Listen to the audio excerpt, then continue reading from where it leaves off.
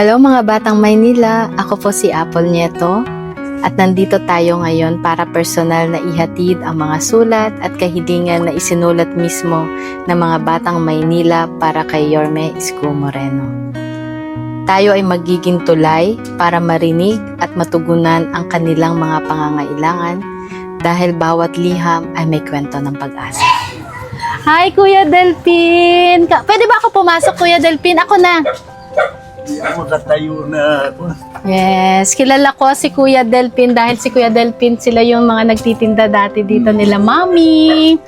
Kapitbahay ko si Tatay Delpin. Ay may pinapaabot po na tulong si Yorme Isko Moreno para sa inyo. Ay, maraming salamat po. Ay binigay niyo sa aking tulong. Akong bili ko ng gamot. Ako ngayon lang ako nakalabas sa ospital. Na ano ako dyan. Nadapa ka. Bigla akong natulog. Sino nag-aalaga sa'yo ngayon? Yung anak ko. Siya din siguro yung nagpadala. Baby. Bingi. O tay, ito po yung tulong ni Yorme Isko. Salamat.